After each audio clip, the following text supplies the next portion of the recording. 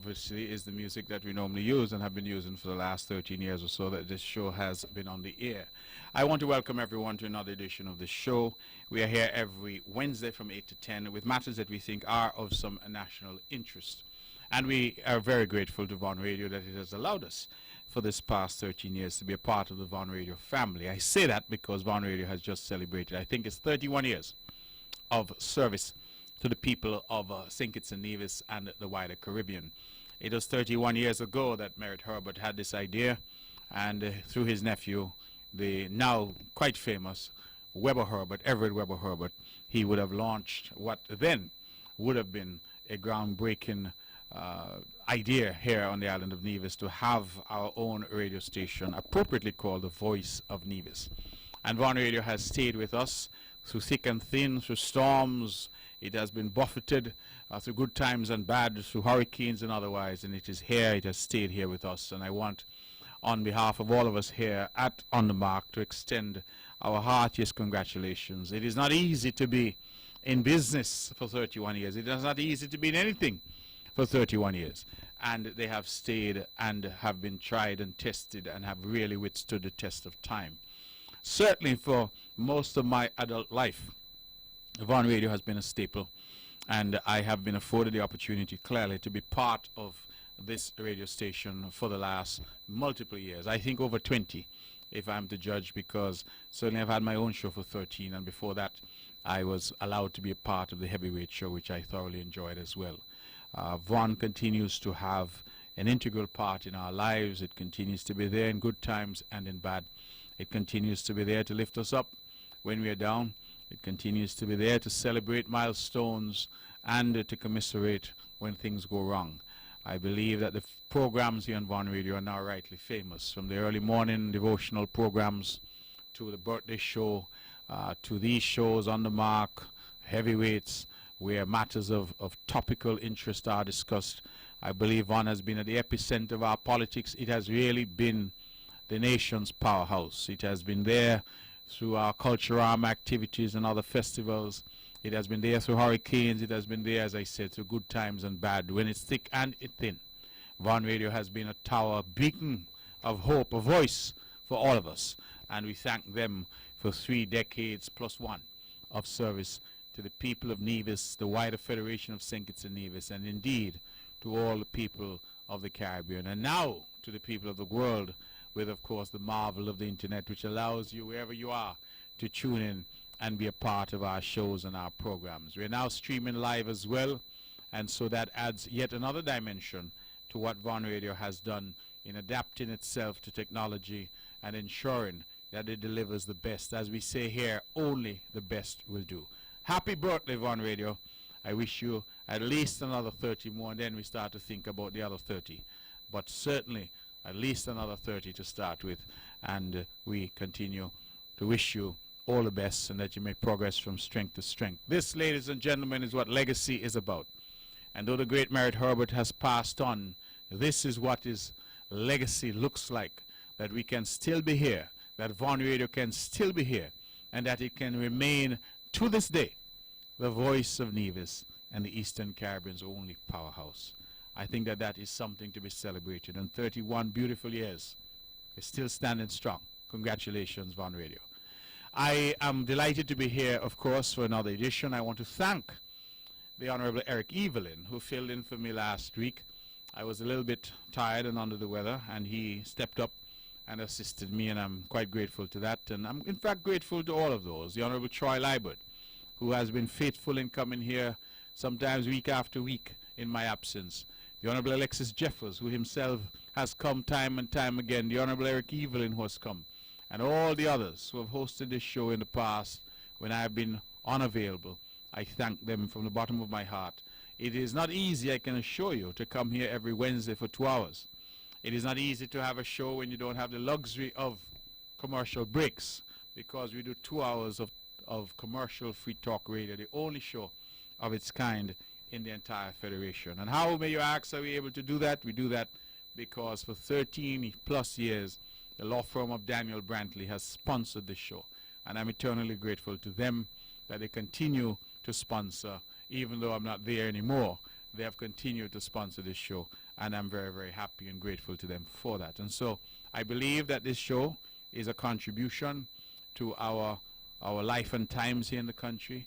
We are controversial at times. In fact, I would like to think we're controversial most of the times. But certainly, I think we bring matters to the fore. We have a discussion. And unlike other shows, all shades of public opinion are accepted.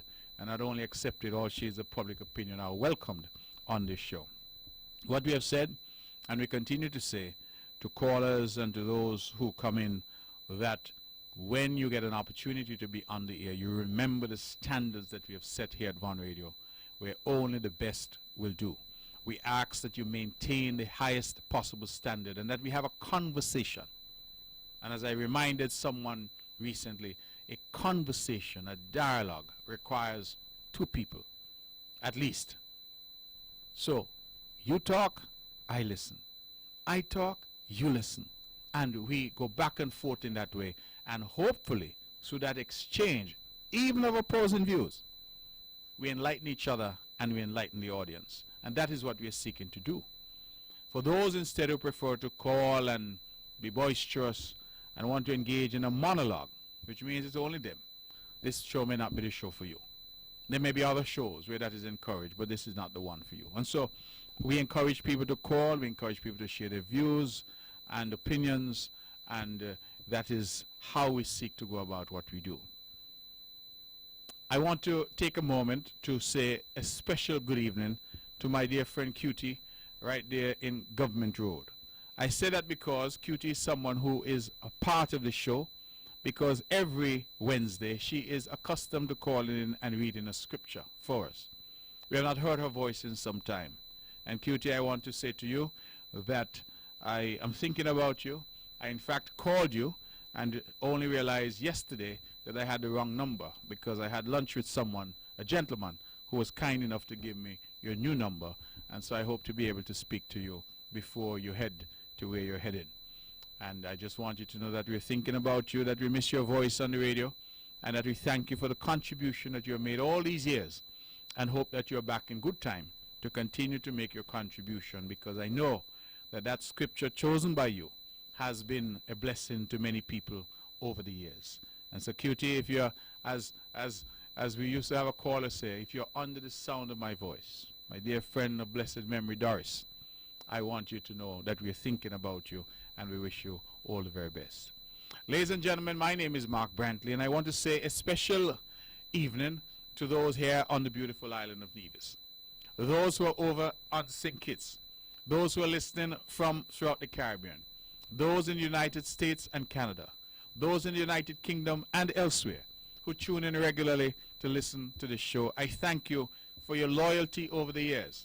So many people meet me to this day and say to me, they are happy to meet me. They have listened to the show for a decade and more.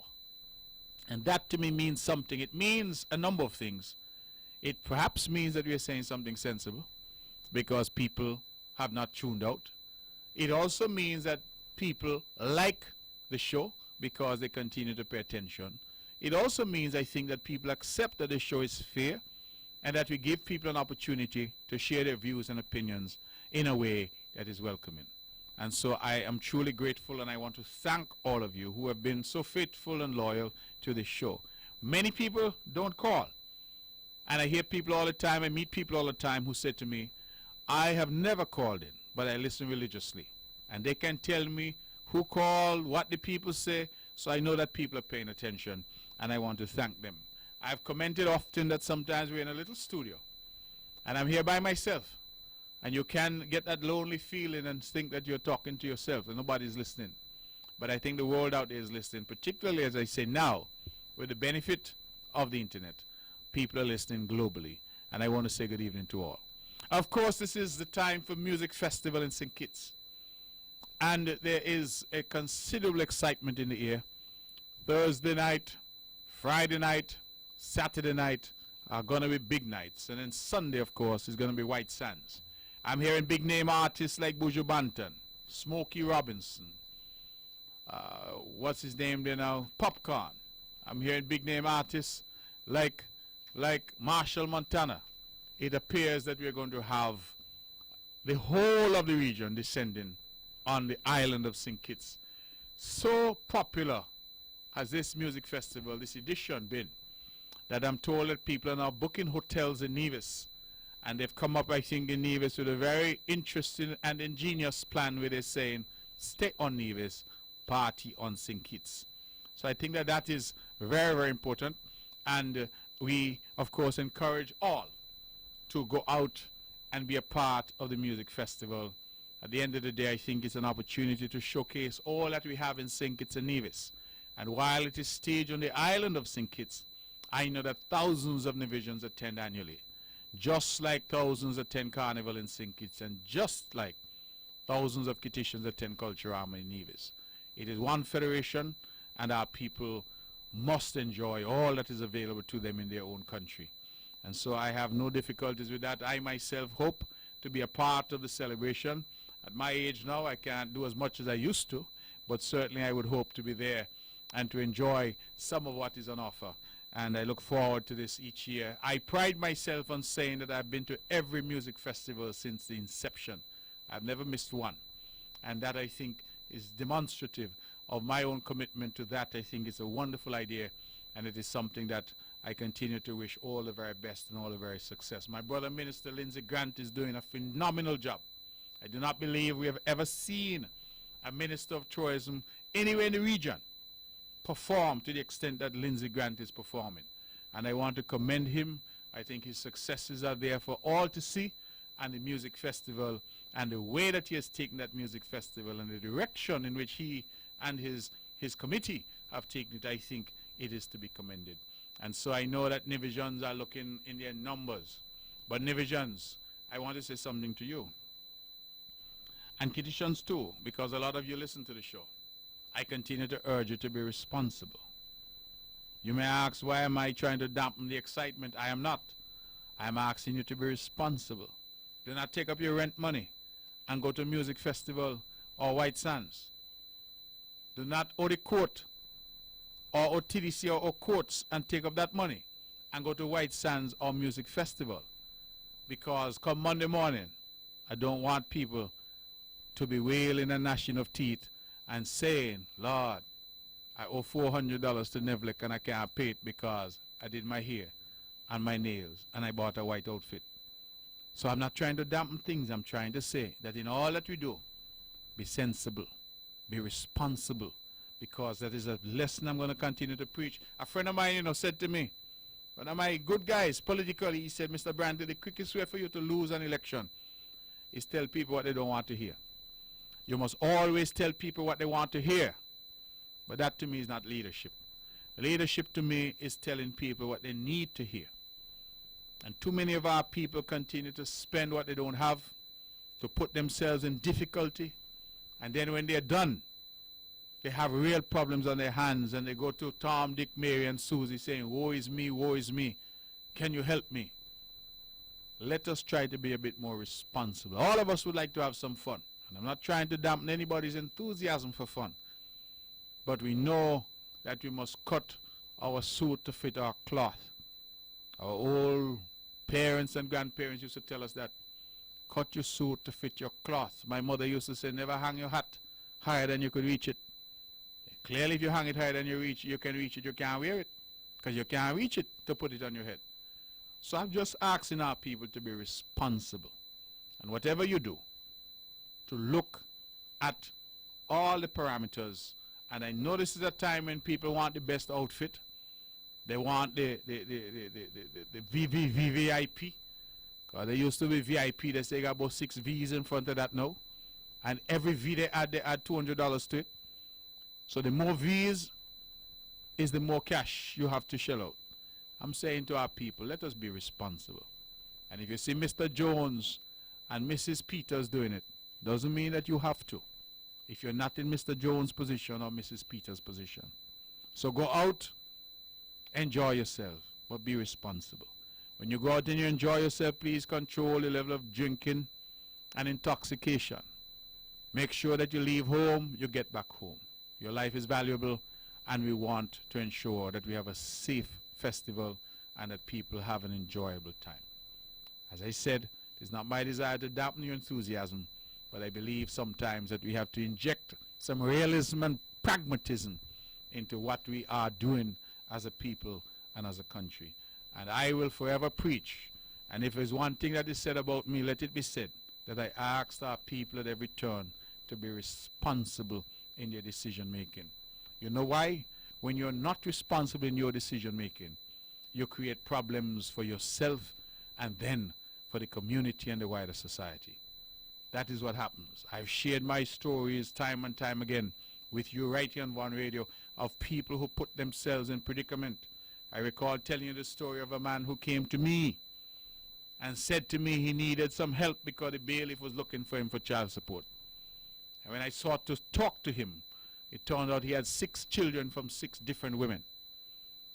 And his excuse was that whenever he went with a woman, he made sure to get her pregnant so that she could never say that he wasn't there. Why that is of issue to him or to anyone else, I don't know. Why it is anybody's business where he was, I don't know. But because he was caught up, he said, with proving to the world that he had had that experience with that woman, he ended up with 6 children from 6 different women.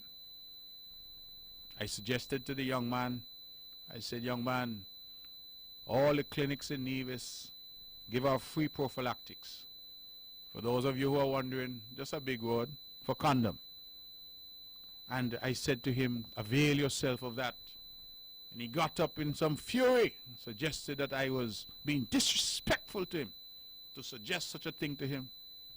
Because I suppose my job was simply to write a check and to tell him, oh, you good and faithful servant, here's a check to pay your child support. I beg you please, see if you go find another 6 women to get pregnant. And that is what I talk about, people being responsible.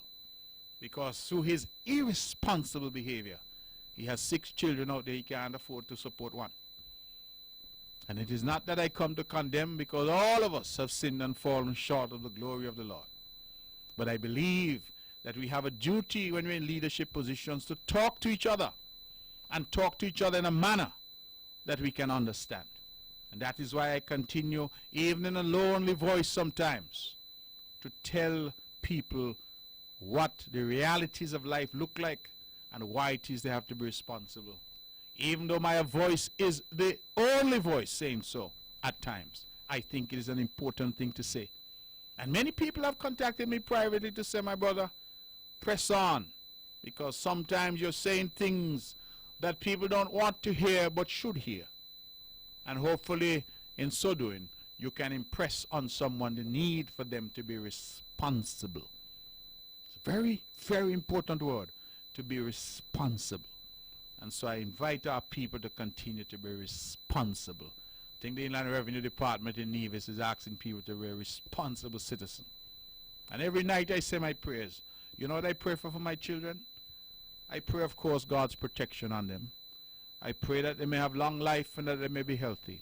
But most of all, I pray that they grow to be responsible citizens, because I think that that is important.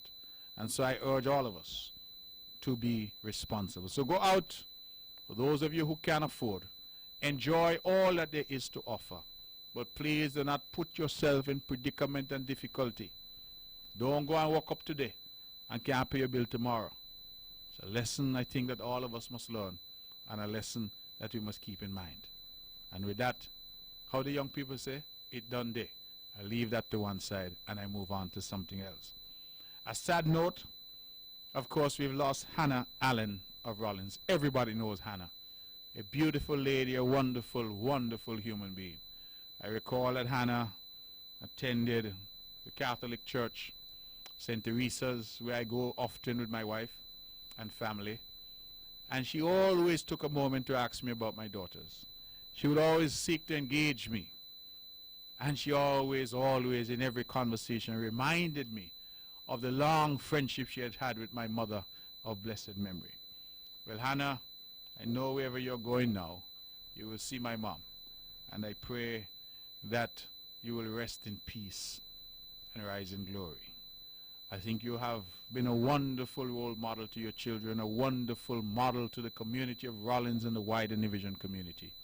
And I want to take my opportunity tonight to extend to your family, your children that survive you, all your grandchildren and others, my deepest condolences that I extend to them, and to indicate that I'm told that you will be buried, your mortal remains will be buried on Saturday. And I believe it is at the church in Gingerland where the funeral service will occur.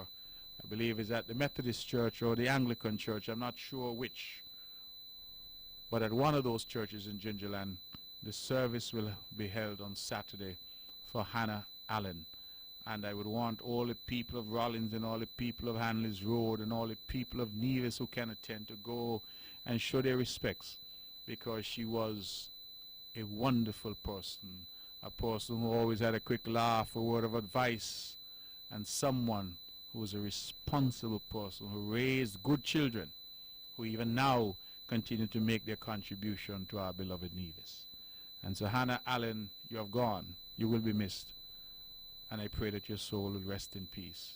May the prayers of all of us comfort you. And may the prayers of us here at Von Radio and On the Mark, and the prayers of the multitude be with your family in this their hour of bereavement. And may the good Lord above, who knows and sees all things, provide comfort, grace, and his mercy to your family that is left behind to mourn.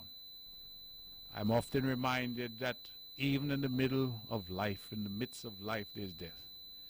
And it is said that if there's one appointment we all have to keep, it is that appointment with death. We can't run away from it. Somewhere it is written when our time will come. Many of us know not when that time will be. But that is the nature of this human condition. And so whenever we lose someone, we celebrate their life. We celebrate all that they would have contributed. And at the end of the day, we seek for time to heal and for time to allow us to have better tomorrows. And so I extend my condolences as all I can do at this point. Makes little sense when people are grieving to say to them, I know how you feel, because the truth is that people grieve in different ways, and no one can truly understand how someone else feels. But all we can do is to provide support and remember the family in our prayers. And so, Hannah, I wish you God's speed, and I hope and pray that God will receive you into his kingdom. And the family that is left to mourn, I wish you God's grace, his mercy, and his continued blessings and protection. Ladies and gentlemen, you're listening to On the Mark, and there's a lot happening that I would want to get into. As I like to say, I do my little soliloquy before I get into opening the phones and inviting calls. I want to say good evening, lest I forget, to my dear friend Ursula in Atlanta. Not in Atlanta. I always say Atlanta because I identify all of Georgia as Atlanta. And that is just showing my own ignorance and lack of sophistication. So Ursula, forgive me. I want to say good evening to you. I think you're in Villarica. I can't remember the name now. I would only know that it means rich people, rich city, something like that. Wherever you are, you're in the state of Georgia. Let me just take myself out of all difficulty by saying Ursula in the state of Georgia. I want to say good evening to you. I want to say good evening also to Devon and the whole family crew from Church Ground who are also there. Marva in Atlanta. I mean, so many people who are in the state of Georgia. And of course, my dear friend Doc and Sadio and the whole family there, my sisters in New York, my aunt, my brothers. I mean, we have so many friends and family all across the world, but especially in the United States. I want to say good evening to all of you. And we look forward to a good show tonight. Now, what's happening on the island of Nevis? There's a huge conference happening at the Mount Nevis Hotel. I want to go on record to congratulate the Honorable Hazel Brandy Williams, who has been doing tremendous work and has, I think, repaid my trust and confidence in her when I sought as Premier to assign her to the Ministry of Health and Gender Affairs as my junior minister. She has been very active in the area of gender in particular. Being female herself, she's naturally a champion for women's rights, gender equality, and the advancement of women and girls in particular. And she was able, through her efforts, to organize an important conference at the Mount Nevis Hotel, a conference involving women and youth as we seek to find solutions to issues of poverty and crime. We seek to find solutions to issues of security, or I ought to say insecurity. And in the context of promoting peace and security, and in the context of South-South cooperation, she was able to persuade the Commonwealth to bring this important regional conference, bringing together stakeholders from all across the region, and of course right here on the island of Nevis and on St. Kitts. And I was able and privileged to attend the opening ceremony yesterday at the Mount Nevis Hotel to a packed audience, people from all across the region who would have come to be a part of this seminal conference. I believe when I see things like this happening in Nevis, that Nevis continues to punch well above its weight. It is not easy, it is not any small feat to bring a conference of this magnitude to the island of Nevis, and that is why I have publicly said again and again that I want to congratulate the Honorable Hazel Brandy Williams and her entire team, because this was their baby and they have brought it full term. And I believe that our people, our island, our country, and our region will be the beneficiaries. Just so you understand, this dialogue is intended to create a framework, a model, a paradigm, if you will. And once that is done, that can then become a model for the region. And so again, Little Nevis and Little St. Kitts and Nevis is showing its leadership in achieving this type of event here. I want to go on record to thank the Commonwealth Secretariat, our beloved Secretary General, Baroness Scotland, QC, originally of Dominica, but who of course moved to the United Kingdom as a baby and has moved on to make history there, becoming the first black female QC, and again the first Attorney General, female Attorney General and black Attorney General of the United Kingdom. So I am delighted and pleased that Baroness Scotland has seen it fit to invest in a tangible way in the island of Nevis and St. Kitts and Nevis, and has brought to us this important investment in terms of dialogue and discussion that we have here happening at the Mount Nevis Hotel. And so there we are, doing great things. And I was pleased whilst I was there to announce that one of the signature proposals that we have on the table as a government, and something we hope to be in a position to roll out soon, is a $5 million revolving loan fund specifically geared at women and men under the age of 35. People said to me, why are you doing that? And I said, because that targets two groups that are underserved, youth and women. And I made it clear at the conference, and let me make it clear here again. Women of any age will be able to access the fund, but men under 35. So we want to empower youth and we want to empower women. Allow them to own their own business, to develop and incentivize the small business sector, to create, if you will, an incubator fund. We're going to lend up to $100,000, no more than that. And the idea would be that we work through the Small Enterprise Development Unit, SIDU, to promote local business, small businesses. And so we ask people to listen out. This is something we're going to do soon. In fact, a young man came to me and told me, please hurry up because I'm 34. And I want you to hurry up with the thing before my birthday comes along so that I can access the fund. And so that is what we're doing, and I was very pleased to include that in my statement at the conference, because I think it's important that people see the type of innovation that is happening here, the type of thinking that is happening here. But more than that, we have 4 people from the Commonwealth who are here. We have a lady originally from Jamaica who's leading the team. Mind, they all live in the UK now because they work at the Commonwealth Secretariat. We have a young woman who is British. We have a lady who is originally from the Congo in Africa. And we have another lady who's originally from Uganda in Africa. So these are 4 ladies who have come. I was privileged to have lunch with them on Saturday. And I decided to take them for a drive to show them a little bit of my Nevis, our Nevis. And I will tell you, the feedback was phenomenal. I say that because oftentimes we hear so much negativity about Nevis. But when I took them to Madden's, where the Honorable Alexis Jeffers, the Deputy Premier of Nevis, has created a housing development out there, the African lady bawled out, she said, this can't be government housing. She said, with this kind of view of the ocean, these beautiful homes, impossible. Another one of them said, how could she get one? And I like to hear that, because we who live here, we see these things and we take them for granted. And as we went through to the island, they continue to comment on how prosperous the island looked, how good the housing stock looked, how beautiful the roads and infrastructure were. And I believe that it is a good thing. My heart was glad, because that is when you see the impact of the work that you're doing as a government and as a people. It's through the eyes of those who come, who are well-traveled, and who come from countries scattered all across the globe. And they come here to marvel at what we achieve in the Nevis. Nevisians, I continue to say to us, value what we have. Cherish what we have. Do not allow people to tell us that what we have is less than, or that we are less than.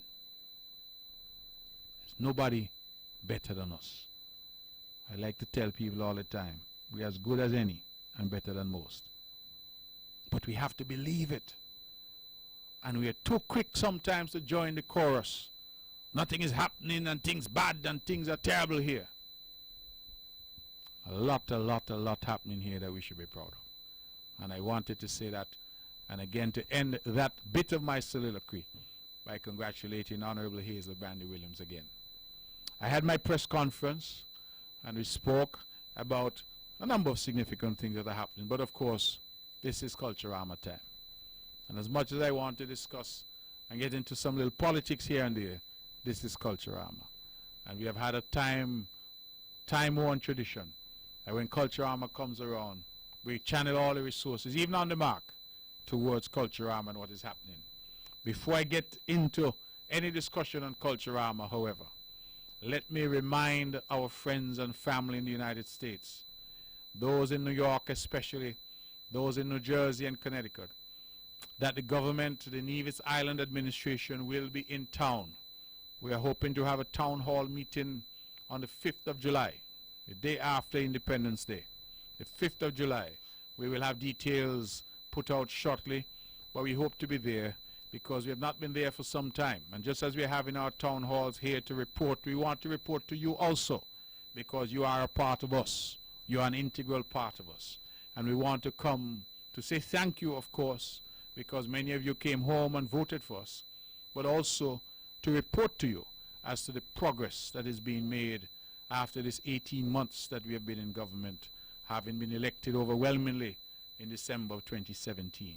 And so New York, New Jersey, Connecticut, and all of those, even in Washington, D.C., please come up, because I know Hearts and Hands is having a big picnic on the Saturday, the 7th. And as a matter of fact, as I say that, let me pick up my phone here, because my good friend Dion Pemberton, who, as we know over the years, has served Hearts and Hands faithfully, he sent me a note and he instructed me.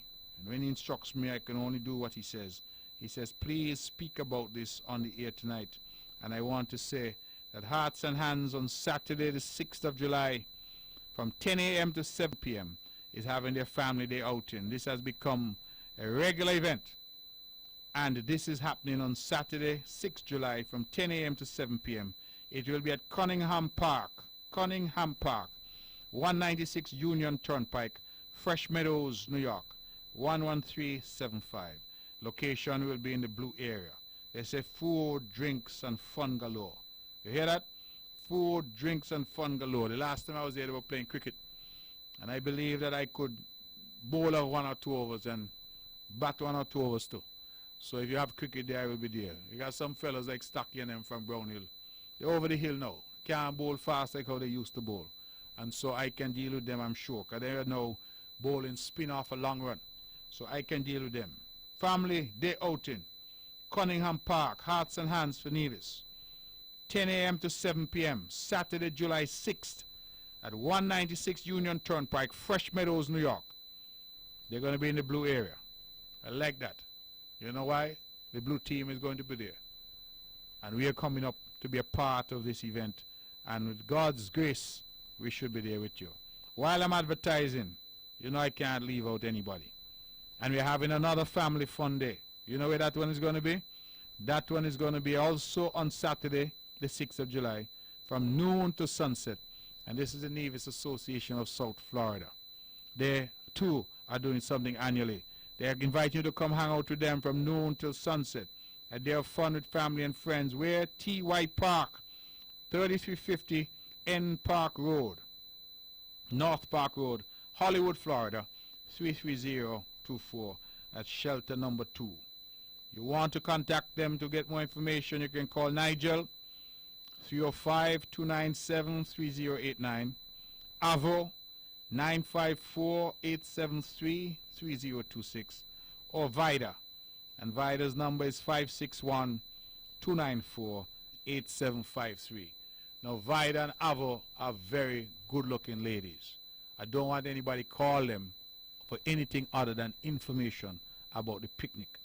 So let me be clear. Let me be, to use a word that I know my friend Gira would use, let me be pellucid. Vida and Avo, please do not call them for any purpose but to inquire about the picnic. Vida's number is 561-294-8753 and Avo is 954-873-3026. Or you can call Nigel, my friend and classmate, 305-297-3089. T.Y. Park, 3350 North Park Road, Hollywood, Florida, 33024, shelter number 2. And that is family funded in Nevis Association of South Florida. Annual family funded from noon until sunset on Saturday, the 6th of July. So we're doing it in the South Florida. We're doing it, what do you call up there? East Coast in New York. And so we look forward certainly to engaging with our people. And so those of you in New York, Florida, sorry, I can't be in Florida with you. I'm going to be in New York with the guys, however. And we look forward certainly to at some other point being in Florida with you. It is 22 minutes of 9 o'clock. I did say we'll get into some Culturama. And I want to welcome my guest. You might have known who the guest was because I used a word that I believe he would use. He's a man of big words. He's a man who is no stranger to Von Radio nor to the show. I speak of none other than the one who is singing Calypso, coming back into the arena recently after a long absence, the man they call Giro. And so Giro, welcome to On The Mark. Welcome back. I'm told you have a song that you want to release tonight and that you've come to release your song so that the world can hear it. I want to thank you for again choosing the platform of On The Mark for purposes of reaching out to the world and letting them experience some of your genius as a Calypsonian and some of what you bring to the table. So I turn the mic over to you and you could tell the people what you want to tell them and tell the people what you have in store for them, for this song and for this Culturama. I want to say good evening to you, Honorable Premier Brantley. I also want to say good evening to the general public, both here in Nevis and abroad. Once again, I want to thank you, Honorable Premier, for allowing me to release my song on this platform, which I think is one of the bigger platforms, if not the biggest in the island, and perhaps the Federation. And that is one of the reasons, honestly, why I chose to release on this show. Thank you, thank you. And, this evening I'm going to release a song. You know, last year, well, unfortunately I wasn't able to make it even to the semifinals. I thought I had good material. However, the judges thought otherwise. And so I really thought, well, you know, I said, well, I get in old and so on now, you know. Let's leave it to them young boys, you know. But in talking to people day by day, people say, man, give up. Sing to song, man. Don't bother with that, you know. Don't bother with what happened last year. Forget about that. It's culture armor. Remember what you said you come back to do, you came back to help the culture armor. And of course, we would like to hear you sing two songs. And so I said, well, all right, you can't turn the fans down, and also you have to help the culture armor. So, of course, I released a song here some time ago, Bouncing Castle, and that one was especially for the children. And this one, this evening, is called For My Fans. And it's a song where I'm singing some issues, but I'm kind of doing it in protest, because I really wasn't going to sing. I felt I'm getting over the hill and so on, but I'm doing it for the fans. And so what I sought to do in this song is to highlight some of the current issues that is happening, not only here in St. Kitts Nevis, but regionally and even worldwide, and to bring them to the fore, because sometimes, these things just go by, people are taken up with just trying to make life and, forget these things, And also, to bring to the fore also, some pressing social issues that we've been having, both here and abroad as well too, for a long time, and which I feel that need to be addressed by sitting down and having serious discussions. But even going further, because as you sit down and discuss, there must be a will, to change the behaviors that, is detrimental to you and to the society. Well, let me ask you something, Giro. You have been around the CAISO for a while, and I know you say you sing for the fans, and that is important. What do you think the Calypsonian has beyond the fans, beyond the winning or losing on a competition night, that the Calypsonians have a duty, an obligation to do exactly that, to be the voice, to put in song some of the issues that are impacting people? I come here on the radio, I have a talk show, I can't sing, I can't compose. But many have said that the Calypsonians, like others of old, even African culture, I think there was something called a griot, or griot, I'm not sure how it's pronounced, G-R-I-O-T, where they say was kind of a storyteller, exactly. And so Calypsonians, some argue, have, beyond the fans and beyond the competition, an obligation to the society that in which they live. What do you say to that?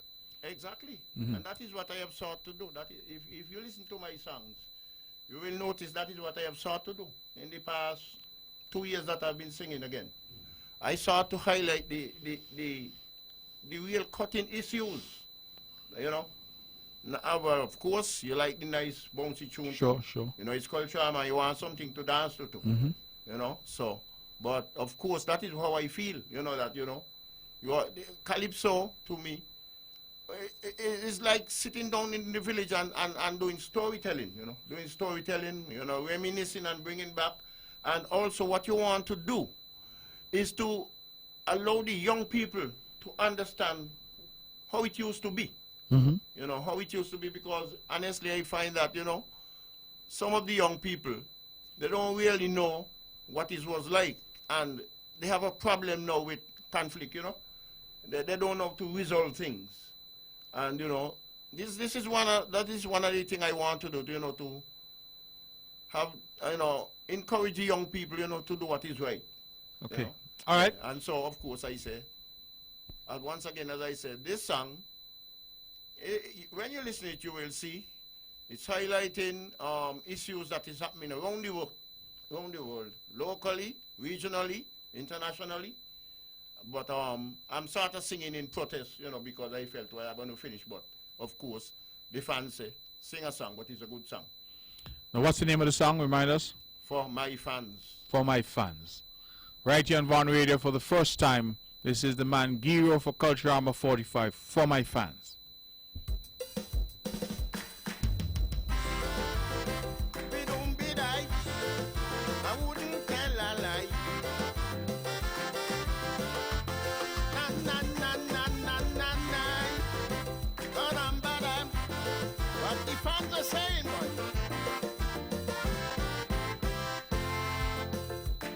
There's a conversation that is going on right before our eyes. We better be wise while survival is up in discussion. We are too blind to see, drowning in materialism. When did we get so cockeyed, since we cannot see? 'Tis me, myself and I, nobody but me. While the enemies is planning our destruction, insidiously they plan to destroy everyone. Yes, but I decided that no calypso for me. The way I was treated by Culturama committee. But in conversations with critics and fans, they tell me don't give up, tell us what is going on. Yes, and so for my fans, I go sing me calypso. For my fans, for I have to let them know. Don't care what they do, they cannot keep me down. For my fans, sing about Venezuela and this imperial agenda. Speak the truth, my friend, but do it for your fans. Yes. Na na na na na na na na na. Bamba do baba de die.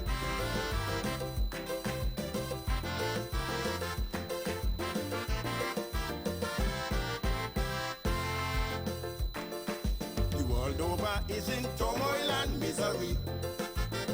This talk about war from country to country. While some make big cuts in their social programs, these billions they spend on their military.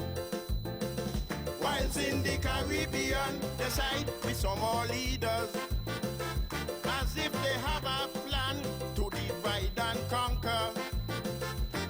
This whole thing to me smells rotten to the core.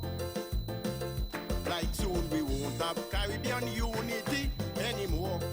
Lord, but I don't decide that no calypso for me. The way I was treated like an outcast in my country. But the people say I am the voice of reason, and I could not ignore fans like Zimba and Charlie. Yes, and so for my fans, I go sing me calypso. For my fans, for I have to let them know. Don't care what they do, they cannot keep me down. For my fans, sing about teenage pregnancy, young girls with child in puberty. Speak the truth, my friend, but do it for your fans. Yes. I wouldn't tell a lie. What the fans them say? Boom ba do ba ba de die.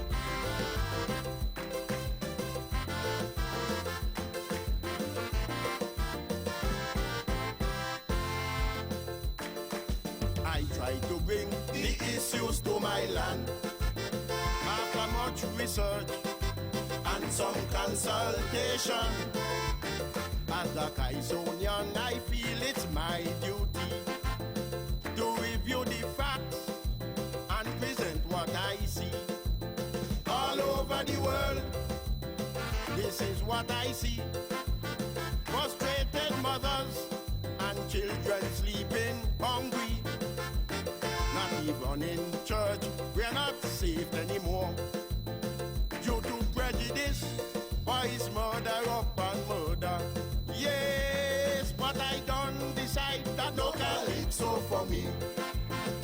The way I was treated by Keith and Abonati.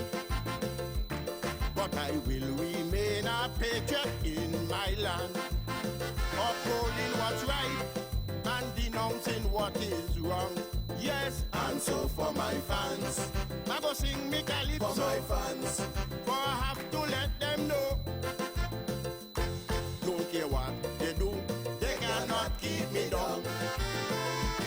For my fans, let us get down on our knees and pray to the Almighty. Speak the truth, my friend, but do it for your fans. Yes, we don't be die.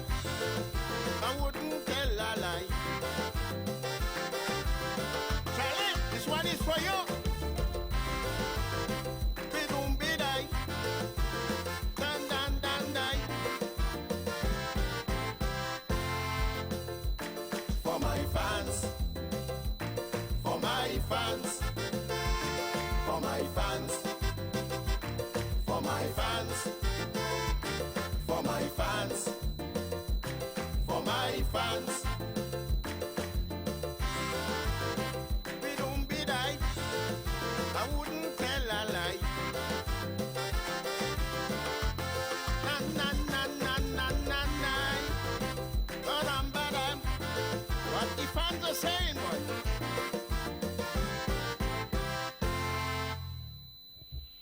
Giro, I am not an expert, but I think this song is special. I told you the same with Penny Black Sheep, and it turned out the judges didn't agree with me. So maybe I don't want to put goat mouth on you. But I think this song is special. I mean, lyrically, it is strong. Melody and all that, well, that is always on point. But I think lyrically, the way that you have sort of interwoven what is going on here, what is going on internationally, even mentioning Venezuela and topical issues such as that, I believe this is a masterpiece. That's just my view. I'll open the phones. 869-469-1616, 869-469-1700, so that if there's anybody out there who want to call in while Giro is still here, because he's only here for a few minutes with us, you can call in. Giro, go ahead. Yes, you know, you notice some of the things that you asked me earlier. Is in this song. Yes, yes. You know? And I never heard the song, eh? Yes, So that speaks for itself, yes. All right. Well, you know what to expect from certain people, of course. And when I write my songs, them, you know, I really more want to gear my songs toward the young people and to encourage them to do what is right. I want to, especially at this time, say, you know, thanks to my musician and my producer. Normally it is jazz, but this year jazz was a little busy and so on. And I sought to do my music with Wes. Now, tell us something about Wes. Wes grew up in the same area where I grew up in.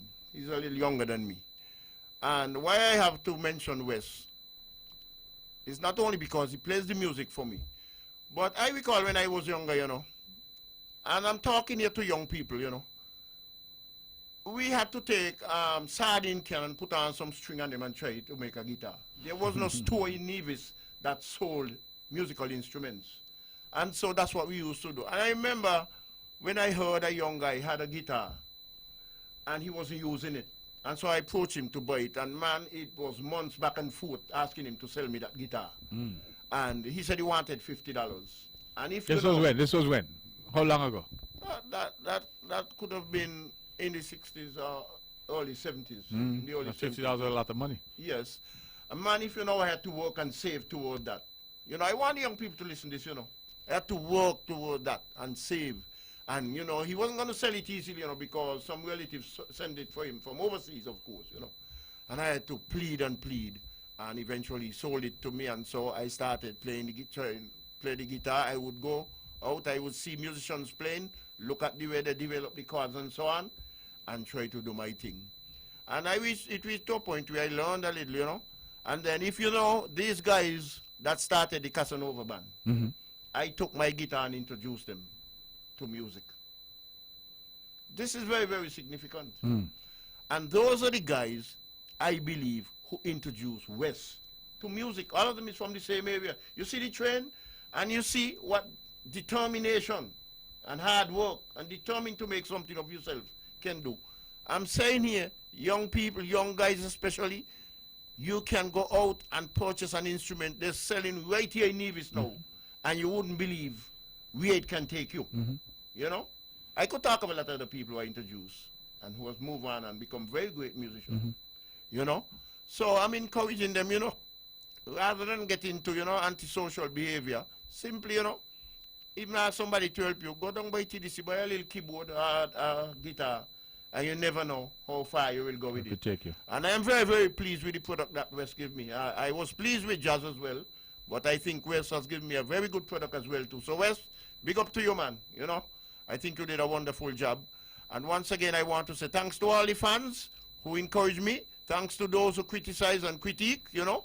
And, you know, this year I'm singing for you.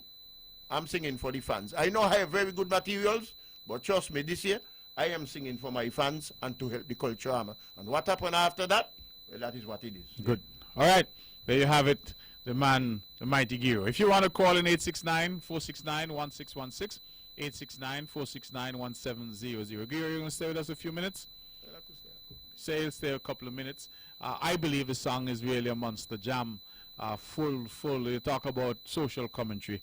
I think this song is full of social commentary. You're giving a couple jabs to the committee, as the former premier like to say, in the solar plexus, quietly and in a polite way. But I think they get a couple of jabs there for sure. We certainly this is calypso. This is what makes it, to my mind, worthwhile. That people, the days when people used to be in the complex, waiting to hear the big guns, compete. That was calypso, and I think that this is important. And a lot of people, because, it ebbs and flows. There's some years where people say, by the standard, drop it. But I believe that from what I've heard this year, the standard is excellent. Very excellent this year. And there's no ifs, ands, buts, or maybes about that. Calypso in Nevis right now is doing well. And I heard the Honorable Eric Evelyn, as minister, saying that this year we have over 20 Calypsonians that have stepped up. 21. We have over 20 soca artists that have stepped up. And we also have the most junior Calypsonians, which is a good sign, because it means that the youngsters too are coming through. Let's go to the phones and take a call. Good evening, you're on the mark. Hello? Hello? Okay, that person isn't there. Callers, please try again. 869-469-1616. 869-469-1700. I have with me for a few minutes the man they call Giro, who has re-entered the Kaisok arena after a few years hiatus. How many years you said it was 30? 40. 40 years. He came back 2 years ago, and he's come, I think, with some good material yet again for this year Culturama 45 and the Nevis homecoming celebration. Let's go back to the phones. Good evening, you're on the mark. Hello, good evening. I'm calling from Tortola. Good evening to you. And how things? Things are wonderful here in Nevis. Are we seeing you for Culturama? Not this year. Not this year? No. Or you're missing all the excitement over here? That is so true. That is so true. I'm listening to you all, and the gentleman, the Calypsonian sounds very nice. Yes. Yes, and I congratulate him. Thank you. Yes. And how is my friend, the old man with the pretty doors, with all kind of doors? When last you saw him? Old man with what pretty doors? You remember he had a time when this man said he painted doors in all kind of colors and what's not. You know what I'm talking about. I know you're talking about. You must stop sitting in Tortola and laugh. You understand? I'm sure he listened, and I'm sure he's doing all right. Okay. All right? Okay. Okay, God bless you. Have a good night. Yeah, you too. How are things in Okay, Tortola? bye-bye. Oh, great so Great. far. You all have recovered from the storm? From the hurricanes? Yes, not all together. Yeah, but it's coming. It's coming along. It's coming to come. Yes. Okay, all right. God bless. Okay, I keep on listening. Okay, Thank good. you. Take care. Giro, you see that? A fan calling all the way from Tortola. Let's go back to the phones. Good evening, you're on the mark. Yes, good evening on the mark. How are you, my dear? But you ain't answered. You was really busy. Oh, Lord, my apologies. I hope we got to go to Independence. I hope we got to go to Music festival? I hope so myself. They want to give people a ticket. They say on the radio that 70 of them gone that are $10,000 because they don't want the people. Well, now we beg them in our gallery. What you beg them for? What you beg ticket for? Go and buy a ticket. You shouldn't go and buy a ticket? Well, 70 of them guys. Well, so much of them gone already. You don't got no more. All gone. Okay. Everything good otherwise. Everything is good, my dear, and good to hear your voice. Yeah, all right then. Okay, okay. Wake up, All right. Okay, Good. cool. God bless. God bless. Well, if my friend just wake up, I wonder when she gonna sleep again. Giro, at least one fan has called all the way from Tortola, saying that they like the song, and I believe that this song here is gonna create some problems for this culture. I really and truly believe I so. know certainly it's going to be the top song. So, having heard the rest, you think this is going to be a top song? I I don't even have to listen to it. Honestly. You're not telling us what the things I always like about you, though. If you notice Premier, right? If Yes, you tell notice me. something, right? I am the one Calypsonian Mm. in the 2 years that I came back who commend all the other Calypsonians when they release. That as is long true. as I am That available. is true. Sometimes you And even they call him. never call in and commend me yet. Mhm. But obviously, they won't, you know. Yeah. They won't, you know. But I I notice me every time that they release, as long as I have access to a phone, I will call in and commend them, you know. And last year, you know, some of them even came here on the radio the following evening and laughing, you know, mm. you know. But I leave because Premier, you know me and my mouth, you know me and my mouth. If I get into talking with them, you know. So I They just can't out talk you. I just leave him alone. You know? Yeah. Leave them The alone. man Gio is here with us in the studio. Just released a big tune for Culture Armor 45. Culture Armor is well and truly on. I know people are here for the music festival. I understand that. But once the music festival is over this weekend, I can tell you all roads lead to Culture Armor 45. It is going to be a massive demonstration of our culture, our food, our music, our folklore. I think all things division will be on display. And I know that the government has done its part and continues to do its part. I'm told that the cultural complex has been given a complete facelift. The cultural village, notwithstanding we spent millions there recently, in the last few years, we're giving that a facelift as well. And people can look for excellent accommodation, excellent surroundings when they come, top-notch security. I think it's a matter of some occasion to congratulate ourselves as a community that we've had 6 culture armors thus far, which have been incident-free. I think that says a lot, Gio. 6 culture armors in a row Excellent. that have been incident-free. And I feel that that is a standard that we need to maintain. Honestly, I was surprised when I went over to the village and see that they were doing some work this year again. Because I know it was recently done and it was very nice, you know. But what we're trying to do is to maintain the standard. We don't want it to run back at all. We don't want it to get away. And you know, buildings are such that if you let them get away, it costs you more. Exactly. And so we are saying regular maintenance, regular upkeep, and I am quite happy to see what I'm seeing. So we're looking forward. It is Very nice. Very, 5 very minutes past the hour of 9 o'clock. I have with me the man called Gio. He decided he would spend a few minutes, and we've opened the lines, 869-469-1616, 869-469-1700. Let's go right back to the phones and say good evening. You're on the mark. Hello, good evening. Good evening to you. This is Murray. How are you, brother? Oh, I'm blessed. I'm more blessed to listen my friend Giro releasing tonight Yes. for the fans. Yes. He says I just singing. called- He says singing for the fans, but he giving the committee some uppercut. Well, yes. He firing on all cylinders as usual. But respectful, eh? Respectful way. Giro, you're sounding good, man. All right, thank you, Murray. I mean, you gave me a little preview on Sunday morning when you came directly from the studio, and we already discussed that. Yes, But I feel like the arena is buzzing with activity right now, and everybody's sounding good, and everybody are all fired up. Yeah, that's true. And it's Yeah. going to be a keen contest. Yeah, you just have to put your best foot forward. You would have had the tent by Kaiser Bar, by Panko. I think that was on the weekend, last weekend. on Friday And I'm night. told it went very well. Excellent.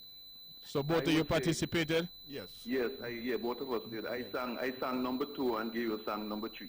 Okay. All right. And I would say it's the best calypso tent that I've sung in, participated in Nevis. It was really good. Wow. Really good. I think the band did well everything. Before that, we had a little doubts about the band, but I have to honestly say, the band really came. What's to the band fore. that is being used this year? Well, basically it's the same band except for the The All-Star keyboardist. band. Oh, it's All-Star, so it's like a pickup band. Yeah, it's a new Yeah, keyboardist. with but the captain is Numpy from Sinkage. You have people like Maysfield Okay. Well, those are veterans. and Keys and Isaac on the bass, you know. Yeah, it's really good. The band, well, they have a way of giving you some doubts in the band house, you know. And then on the night when they come out in the public, you want to know if these are the same guys. I don't know if when they come to practice if they are a bit jaded or what, you know. I find that to be true too. Yeah. But But the- really came out Friday night. But the names you're calling are all veterans. Fellas All like veterans. Ip and those fellas. Yes, man, yeah. You know? And they've appeared on many big calypso stages, regionally and I guess internationally as well. Yeah.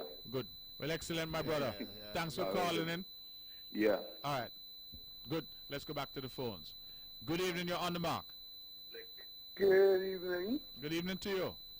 I just want to congratulate Giro on his second song for the fans. I enjoyed Bounce last Friday night, and just to see Giro bouncing.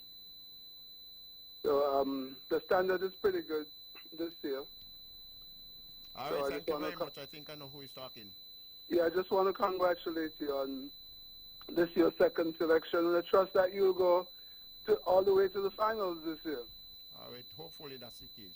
Well, it shouldn't matter. He says singing for the fans. That is true. Yeah, but you still got to go and bounce for the children. Yes. All right. Thank you, brother. Okay. Yeah, Thank once you for again, your thank call. you. All right. Good. You're welcome. All right. Ladies and gentlemen, we're taking your calls on 869-469-1616, 869-469-1700. If you just tuned in, you're listening to the Eastern Caribbean's only powerhouse, the voice of Nevis, VON Radio, 860 on your AM dial or www.vonradio.com. And I'm here for a few minutes with a man called Giro, who has just released a monster jam right here on VON Radio. He has used this platform on the mark, and I believe that we get maybe another, the song is only about 4 or 5 minutes. Could we maybe play it a second time? Because this is sometimes it's so nice, you have to play it twice. We don't be die. I wouldn't tell a lie.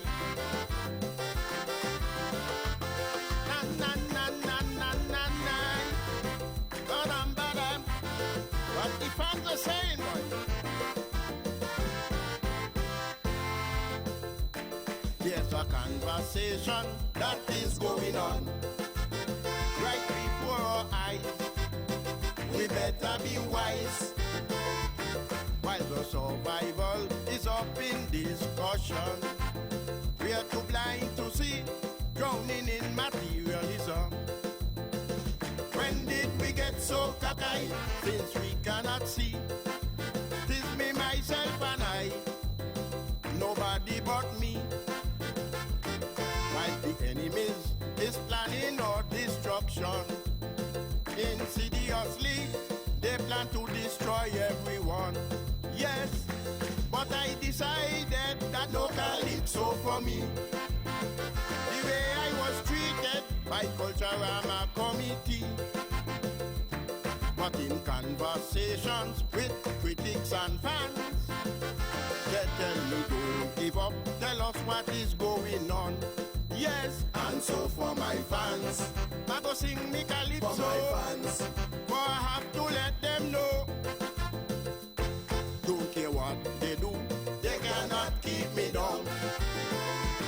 For my fans, sing about Venezuela and this imperial agenda. Speak the truth, my friend, but do it for your fans. Yes. Na na na na na na na na na. Bamba do baba de die.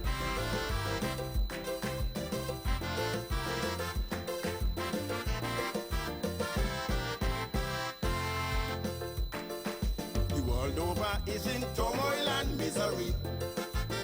This talk about war from country to country. While some make big cuts in their social programs, these billions they spend on their military. Whilst in the Caribbean, they side with some more leaders, as if they have a plan to divide and conquer. This whole thing to me smells rotten to the core. Like soon we won't have Caribbean unity anymore. Lord, but I don't decide that no calypso for me. The way I was treated like an outcast in my country. But the people say I am the voice of reason.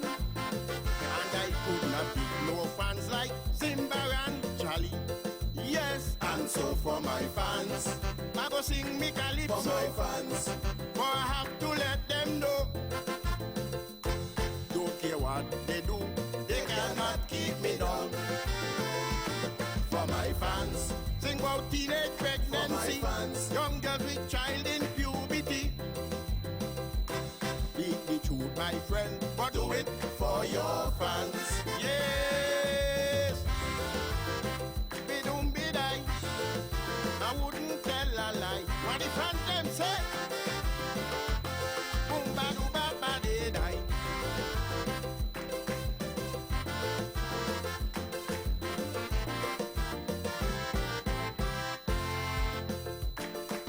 I try to bring the issues to my land.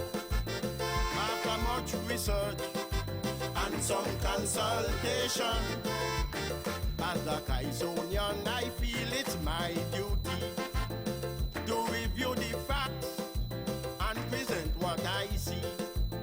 All over the world, this is what I see. Frustrated mothers and children sleeping hungry. Not even in church, we're not saved anymore. Due to prejudice, boys murder up and murder. Yes, but I don't decide that no calypso for me. The way I was treated by Keith and Abonati.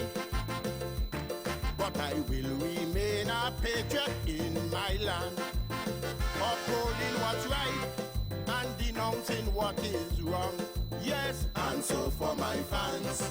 I go sing me calypso. For my fans. For I have to let them know. Don't care what they do, they cannot keep me down. For my fans. Let us get down on our For my knees fans. and pray to the Almighty. Speak the truth, my friend, but do it for your fans. Yes. Be-doom, be-die. I wouldn't tell a lie. Charlie, this one is for you. Be-doom, be-die. Dan, dan, dan, die. For my fans. For my fans. For my fans. For my fans. For my fans. For my fans. Be-doom, be-die. I wouldn't tell a lie. Na, na, na, na, na, na, na. Ba-dum, ba-dum. What the fans are saying, boy.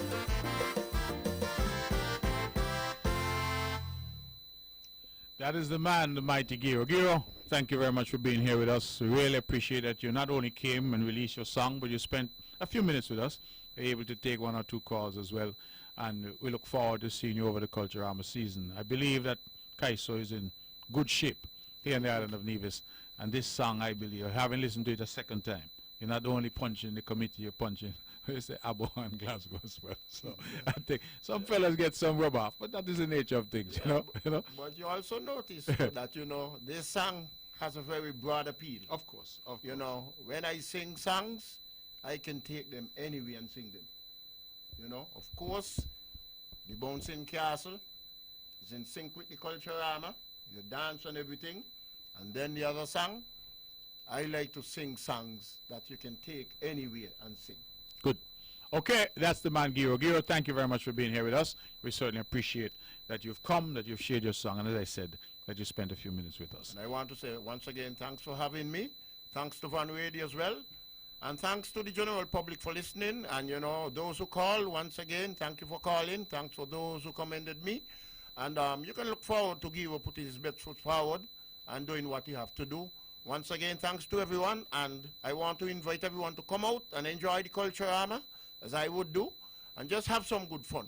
Once again, good night to everyone. And Premier, thanks again for hosting me again, for having me release on your show. Okay. Thank you, brother. All right. That was the mighty Giro. Monster Jam for my fans. It really is punching very hard. And, they say you throw a stone in the pig pen, the one that ball out is that one get hit. So that is the reality here.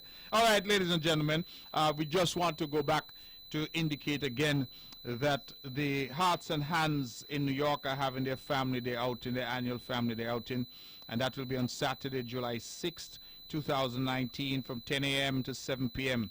It will be at Cunningham Park, and that is at 196 Union Turnpike, Fresh Meadows, New York, 11375. Location is going to be in the blue area. Food, drink, and lots of fun. Also, the Nevis Association of South Florida are having their annual fun day as well, family fun day on Saturday, July 6th, from noon until sunset. Come hang out with us, they're saying, a day of fun with the family and friends at TY Park, 3350 North Park Road, Hollywood, Florida, 33024, shelter number 2. Call Nigel at 305-297-3089, Avo at 954-873-3026, or Vida at 561-294-8753 for more information. I want to commend both the Hearts and Hands and the Nevis Association of South Florida for their continued commitment and contribution to the life and times of Nevis. Whether it's in Canada, organizations like NEVCAN, Hearts and Hands, NEVDC in Washington, D.C., the Maryland, Washington, D.C. Area. You have, of course, the South Florida, and you have Dr. Packer, who's up there in Central Florida. I think that all of these are Nevisians keeping Nevis alive and supporting causes at home while, of course, supporting each other abroad. And that is why I think the diaspora is so important, that all that we do, we must never forget those who are of us and belong to us, and who themselves have never forgotten about us right here in the island of Nevis. And so we cherish them, we value them, and we encourage one and all to go out and be a part of these organizations. They really do an excellent job in keeping alive Nevis's culture. When I go to Hearts and Hands events in New York and I see the dancing masquerade, I'm not saying they bring masquerade from here, you know. They're in New York dancing masquerade. I think that these are things that are important, and it keeps our people in touch. And everywhere else, people always want to have a sense of home. You go to New York, you hear about Little Italy.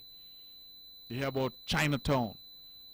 All of these are areas where people have come from different parts of the world, but have settled and have kept their own culture, their own lifestyles, their own language and food alive. And not to stand away in a foreign land, these people remain Nevisians to the bone. And so I commend them for their efforts. And just to remind one and all again that the government that I'm privileged to lead, we will be in the New York area on or around the 4th of July, and hope to have a meeting, a town hall meeting on the 5th of July in the evening. We hope to be able to attend the picnic on the 6th of July, and then thereafter we will have to come back to continue the good work that has been happening, the people's work right here on the island of Nevis. And so we certainly look forward to that. I had my press conference yesterday, and in response to a question from, I believe it was Mr. Hanley, who has come from time to time and has asked questions as a member of the press.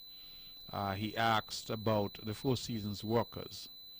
And that continues to be a matter, of course, that is agitating the minds of the government, as we continue to see even now what more we can do to help. We appreciate that the Four Seasons has now been closed for a month, and that the months of July and August will be most difficult, because those are the months really when the reduced payment, 25% of the usual paycheck, will be what workers who are laid off will get. Remember, not all workers have been laid off, but those that were not laid off, but those who are not at work because of the renovations that are being done, that those workers are collecting 25%. I know that some workers have expressed that that is not enough. I appreciate that. We all have bills to pay. But I remind workers that Four Seasons was not obligated to pay anything at all. I want that to sink in. They were not obligated to pay anything at all. They offered gratuitously and voluntarily to pay 25%. The reason for that is multifold. But I believe the main reason is they want to hold on to their workers. They want, when they reopen, which will in fact be a brand new resort in October, that their trusted workers who have benefited from their years of training, that those workers will be there with them. I was very pleased to hear from a worker that she has already been given the date of the 16th of September to come back to work. And so whilst we had been predicting a closure for the months of June, July, August, and September, the truth is that workers already are being told that they must come back on the 16th because the hotel intends to engage in training and retraining for purposes of the grand opening in October. It is also apparent that workers who had holiday that was due to them, that they were encouraged to take their holiday during this period of time.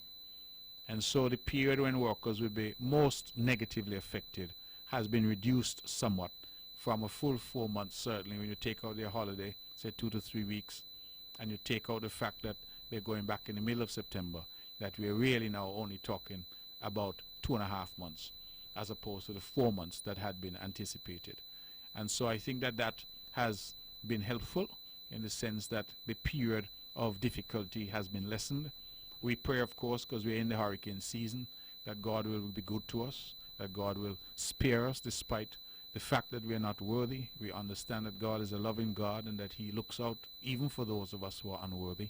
And we continue to pray and invite all to pray, and the churches to continue to pray for our safety and security during this hurricane season for us and for our neighbors. And so, barring some tragedy like hurricane, we expect that in October, the Four Seasons Resort will reopen its doors as a brand new resort. I'm gathering that they're spending in excess of $20 million over the next few months.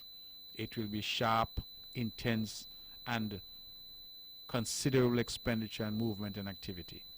I was able with my cabinet colleagues to visit 2 weeks ago, and we were blown away by the level of work that had already occurred. And those who know the property would know, if they go there today, see that all that was there in terms of pool and cabana and all of that is gone, obliterated, demolished, to be rebuilt, and they're creating something very special there. They have said to me that when they're done, they will once again reclaim their place as the finest resort in the entire Caribbean. And I believe from what I'm seeing, the videos that they've shared, the mock-ups of how this will look, I think that certainly it will be something truly special. The workers, Mr. Hanley asked a question, because of course, we as a government, we wrote to the banks. We had a meeting with the chamber, and we're seeking, particularly from the banks, for them to have some empathy and to work with those workers from the Four Seasons that have been affected to offer them some measure of relief. And Mr. Hanley asked the question, he said, have any of the banks responded? And my response to him was no, I had not yet received responses, but in any event, for me, the purpose of my letter to the banks, and I sent a letter to every financial house in Nevis, asking for accommodation for the workers at the Four Seasons, asking for the banks and the other financial houses to put some form of moratorium or some form of relief for these workers as we all collectively go through this period of difficulty. And he asked the question, and I responded I had not yet had responses from the banks, but in any event, it was not for the banks so much to respond to me, but for hope. My hope was that the banks would respond positively to their clients who were among those affected at Four Seasons. I am pleased as I sit here tonight to say that the banks have now started to respond in writing, and I have been privileged to get calls from some of them to apologize for the fact that they had not yet responded yet in writing, but nevertheless the responses have been overwhelmingly positive, and that the workers at Four Seasons can look forward to some relief on their banking arrangements. The banks are prepared to work with you, and I'm privileged and proud that we as a government were able to intercede with the banks and seek their understanding in this situation, which is of course difficult for all of us, which is not of anybody's making. And I feel very proud when I look at some of the language expressed in some of the letters that have now been coming from the banks in terms of their own commitment, in terms of their understanding of the situation, in terms of their willingness in some cases only to require interest payments, in other cases to put an entire moratorium on payments during the period of time. I think that that is incredible. I spoke to one institution which said to me, that they had already, since I sounded the alarm in December of last year, started working with their customers who were among those who would have been affected. That as a consequence of that early sound of the alarm, they were able to put things in place so that they're saying that their clients are not going to be adversely affected at all because they've been working together over the past several months. One other banker said to me that the fact again that we sounded an early alarm, they were able to reach out to their clients, their customers who would have been among those affected. And I was very pleased to hear the report from that banker who said to me that they found that the people had been very responsible. I come back to that word, because they said that what happened was a lot of people, because they made good money during the season, because the occupancy rates were high and the room rates were high, and that people were walking away with a very high, I'm told, they almost the highest in history at the Four Seasons in terms of the service charge. And that as a consequence, people had a better pay packet to take home with over the last season, which was a very successful season for Nevis and for the Four Seasons. And this banker, I felt proud when they told me that a lot of workers came in and paid in advance, paid down more. A lot of them put aside money specifically because they said that they knew that they would have a period of closure and a period of some difficulty. And that is why I keep saying that the best thing that I could do as the leader of Nevis is to talk to our people directly, forthrightly, honestly, with no prevarication, and to tell people if it's good news, this is the good news. And if it's bad news, this is the bad news. Because people, I think, if they are forewarned, can put themselves in a position. And when that banker said to me that many of the Four Seasons workers who are their clients had come in and had made arrangements where when they made more, they paid a bit more. And their loans, they prepaid some aspects, or they put some aside, specifically some money, to save for the rainy day.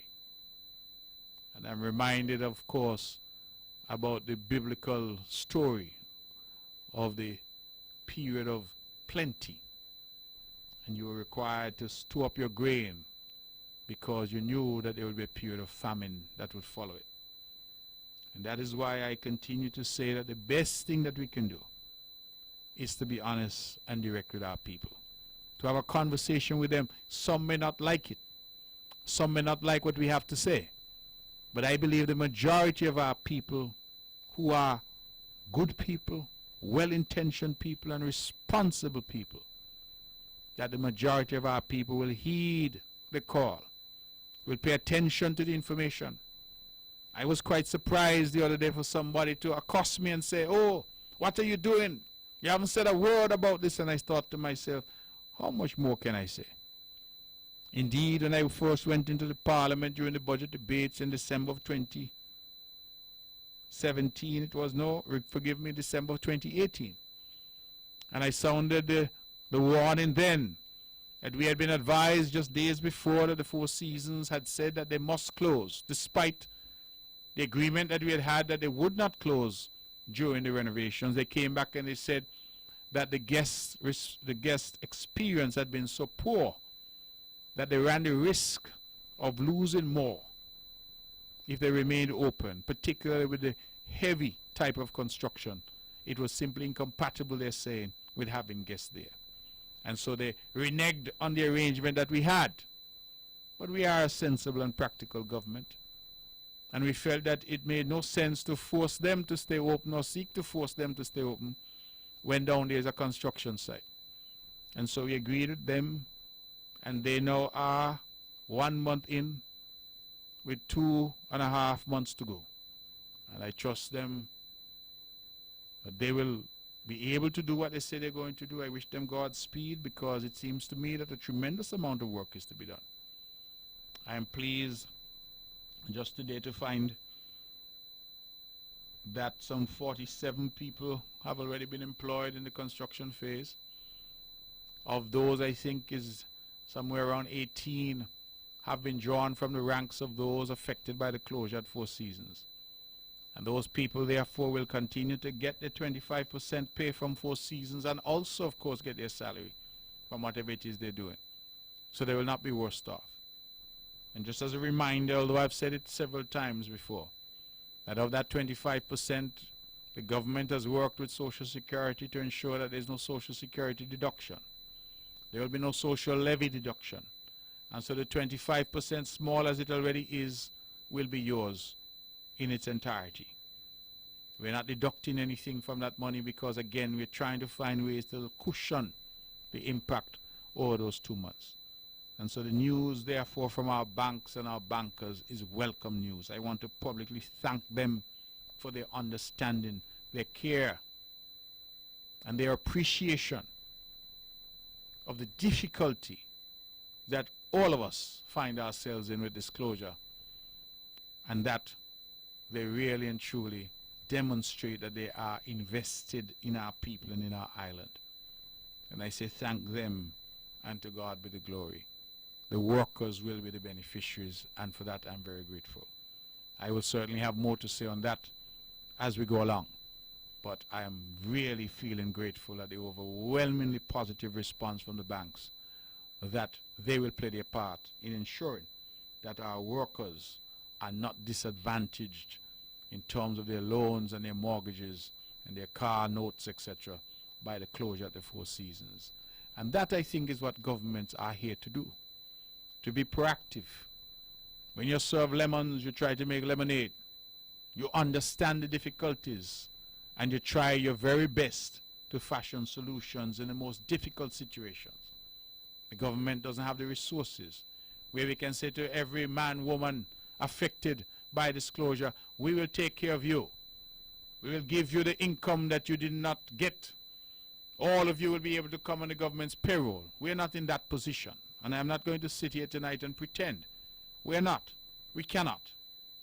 And so we have tried to find other creative ways to be of some assistance and to shield the workers and to blunt the negative impact that this closure would have. We have sought to do so, with information. We have sought to do so by being forthright and open. We have sought to do so by speaking to the chamber and seeking to ask them to play a role in absorbing some of workers on a temporary basis. We have sought to do so by the government foregoing any collection of social services levy and for intervening with Social Security to support the request that there be no Social Security deductions. We have sought to do so by engaging with the banks and the financial houses and asking them to give some relief to these workers. And I'm reporting tonight that they have responded in an overwhelmingly positive fashion. I am truly grateful for that. And I believe that this is demonstrative of what happens when a government seeks to be responsive and even in dire situations continues to have the interest of the people at heart and continues to say, as is true to our motto, our mantra, our ethos, that our people matter most. And I'm delighted to be able to say that tonight and to say that we continue to try, and where possible and we can do more, we will do more. That is our commitment to the workers at the Four Seasons, that we will continue to try, and where possible to do more, we shall do more. Ladies and gentlemen, it is 25 minutes to the hour of 10 o'clock. We are inviting your calls at 869-469-1616 and 869-469-1700. If you want to be a part of this show, those are the numbers to call. We earlier had the man called Giro who was here with us, and he released a song, he says, for his fans. We are, of course, truly in the heart of the Culturama season, although I tell you honestly that this week everybody's talking about the music festival. The music festival that is happening Thursday, Friday, and Saturday at the Kim Collins Stadium in St. Kitts. And then, of course, on Sunday, all Nevis and St. Kitts heads over to the peninsula, to Carambola, for White Sands, an event that promises to be a spectacular event. And so St. Kitts is the place to be. Those of you who are still coming in and looking for a place to stay, Nevis hotels are offering some fantastic packages. They're offering, as they say, to stay on Nevis but party on St. Kitts. They're offering boat passes, transportation, you name it. And so people who can't find a place to stay on St. Kitts, don't despair. There's room in Nevis for you. And all the hotels, I think Hamilton is offering some specials. Wally is offering, I believe, Montpelier and Golden Rock and Nisbet are all offering specials. I believe Hermitage as well, if I recall correctly. And all the hotels are seeking to say, stay on Nevis, party on St. Kitts. That's okay. Two Islands, One Paradise. With the new water taxi pier, you have a convenient way to travel. To zip over to St. Kitts, 5 minutes. I'm pretty sure that a lot of Nevisians will not be staying necessarily on St. Kitts, but will be going back and forth. And all the boats are offering that service to take you over and to bring you back after the show. To take you over to White Sands and to bring you back after the show. So we are asking people again to party responsibly and to be safe, but certainly to go out and enjoy yourself and experience all that your country has to offer. And I like to insist that your country has to offer. Not the island of St. Kitts or the island of Nevis, but your country has to offer. That is important. Because ultimately we are one country. And our people must see that this is one country. And our people must see that whatever benefits are available should be available to all in this country. And so if you're in Nevis and you hear benefits that are available to you on St. Kitts, take advantage. Jobs, whatever it may be. If you're in St. Kitts equally and you hear of benefits in Nevis, jobs, take advantage. And oftentimes, you know, they continue to be these nattering nabobs of extreme negativity that operate in Nevis, that take to the airwaves day and night to poison the airwaves with their negativity. And I say to them and I say to you that sometimes when you hear them talk, you would feel that a bunch of Nevisians rush into St. Kitts to work because there's no work in Nevis. But I am often pleasantly surprised that as I myself go back and forth, I see the Kittitians coming over to work as well. And why shouldn't they? It is one country. So if a Nevisian can go over and work in St. Kitts, I'm told that the Nevisian now, Mr. Steve Tyson, is managing OTI. Congratulations to him. Well, if he can do that, why shouldn't he do that? He's in his country. What is wrong with that? And if a Kittitian should come over and manage an entity in Nevis or come over and work at one of our hotels or a restaurant, why should they not? It is their country. And so I want our people to broaden their perspective and to see prosperity as prosperity in our country. And wherever it happens, we welcome it. And wherever it happens, our people should benefit from it. And our country is doing well, ladies and gentlemen. We have our problems, to be sure, but our country is doing well. And all indicia, we are outperforming our peers. We are doing well and continue to punch well above our weight. That is why you elect governments to govern, you elect governments to take decisions. I have said publicly before, and I feel it's important to say it here again tonight, that on Sunday last, I went to the National Track Championships at the Mondo facility at Long Point. The St. Kitts Nevis Athletic Association has brought that national championship to Nevis for the very first time. Hitherto, those athletes in Nevis who held some promise had to journey to St. Kitts, to the Kim Collins Stadium in St. Kitts, to compete there in order to make the team to represent St. Kitts and Nevis. There's nothing wrong with that. But I had always felt that our athletes from Nevis were at a decided disadvantage because they had no proper facility to train. They had no professional facility that they could run on, no surface that they could run on that would prepare them for when they went to the professional facility at the Kim Collins Stadium. And you cannot run on grass up at ETW Park, or when the weather is dry, you're running on dirt at the ETW Park, and be in a position to go to St. Kitts to compete with St. Kitts' best when the fellas down there are accustomed to the feel of the Mondo surface under their boots as they run. And I cherish the day that this government had the vision, the foresight, and the leadership to build that Mondo facility. I cherish the day. And I want to publicly, again, as I've done in the past, credit Timothy Keynes, a young man who was passionate about athletics. And I recall when we were putting our manifesto together in 2013, that he was one of the fiercest advocates for a facility for athletics in Nevis. I commend him, because good ideas are good ideas, wherever they come from. And thereafter, we drafted him in to manage the project for us. And to this day, he continues to be a part of that project. But that Mondo facility is indicative of a government that has vision. You know why, ladies and gentlemen? Because as a consequence of that, the people of Nevis could have sat at Long Point on Sunday and seen the national trials. It could never have happened in Nevis without that investment. The Nevisian athletes could never have welcomed their brothers from St. Kitts and sisters from St. Kitts.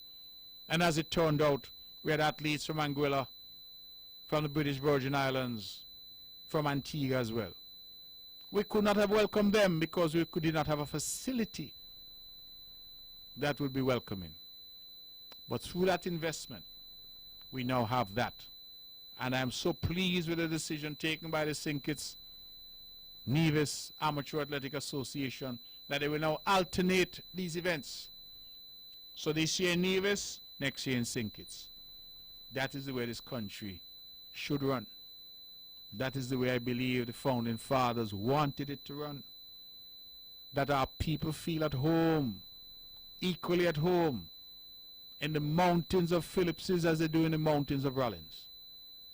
In the lowlands of Low Street as they do in the lowlands of Newtown. Our people feel at home because this is their country.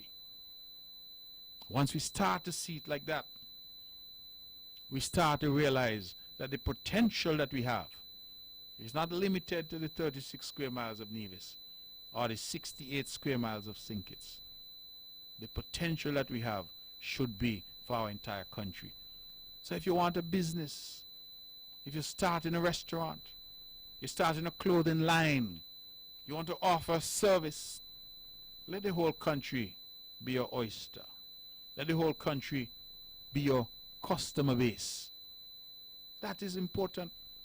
And that is why I continue to say to our people, wherever opportunities exist, grab them. Put yourself in a position. We were able to sign the agreement with Surrey Paving. And I made the point. Somebody asked me, they say, how come Surrey coming back to Nevis? I say, as far as I know, Surrey never left Nevis. What happened was that when the NRP was in office, the NRP, as a matter of policy, decided to use Surrey Paving, a Jamaican company, for all of the major infrastructural works in Nevis. Not only for roads and bridges and the drag strip, but even for buildings like NEPAC. When we got into office, we took a position that we had competencies here. Our engineers were well trained. Our people at Public Works only needed the opportunity. We felt that they could deliver. And so we took a different approach to governance and to development. We said if we continue to bring in foreign companies to do everything on the island, our people will never get the opportunity in their own country. And so this government that I'm privileged now to lead took a decision that wherever possible we will use local expertise, local labor, local trucks, local heavy equipment. And we have seen, ladies and gentlemen, an absolute mushrooming of local businesses.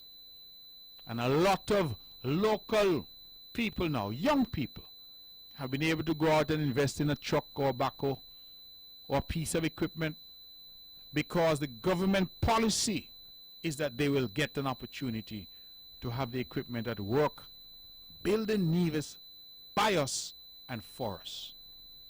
But that is not to say that we are somehow against foreign companies. Many people may not know that under this government, Surrey Paving came and did some phenomenal work for us over at the airport on the tarmac. The very Mondo track that we're talking about, Surrey came as a subcontractor to Lefco in building that Mondo facility.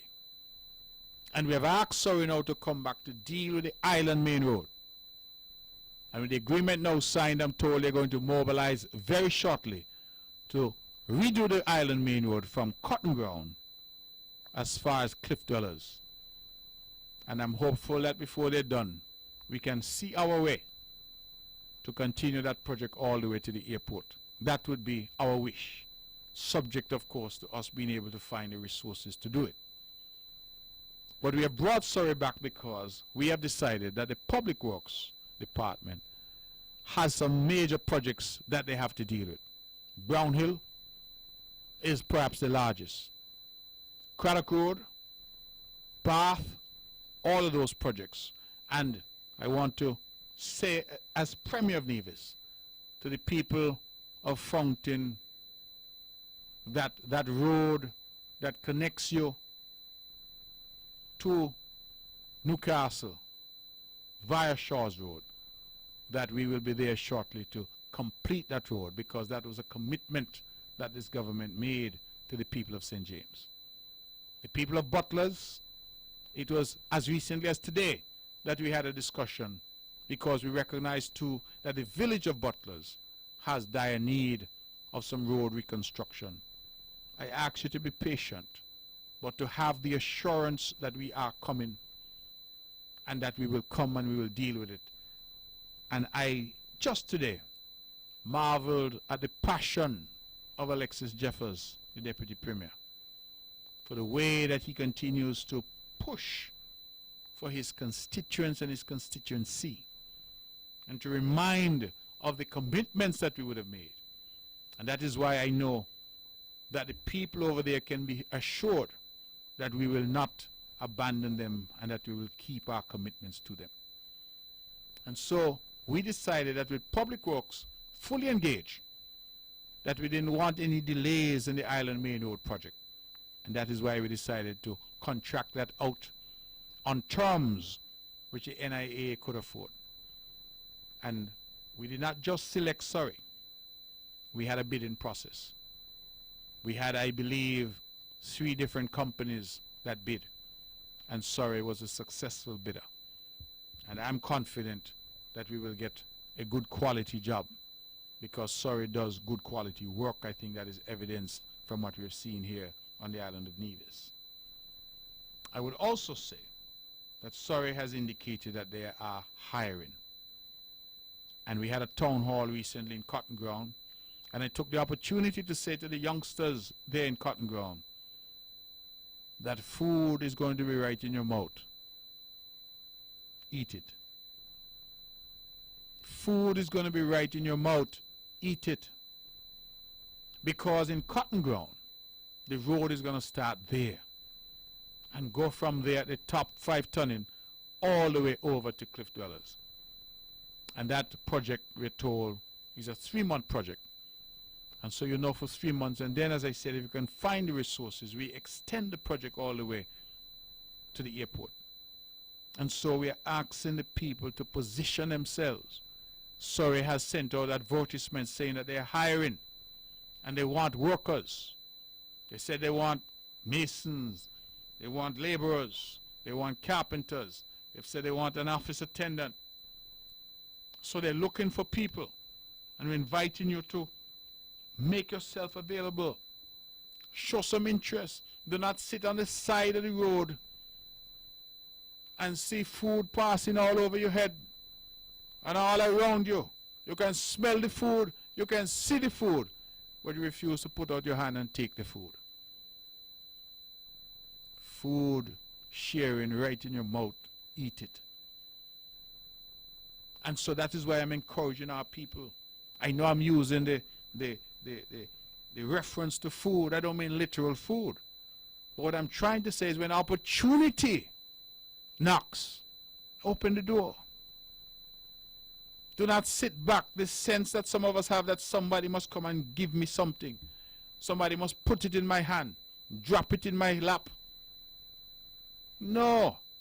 If you hear that there's an opportunity over there, seize it. Go look for it. My father of blessed memory used to always tell me, nothing ventured, nothing gained. And if you tell yourself no before you've asked, then you're guaranteed that the answer is no, because you have not asked.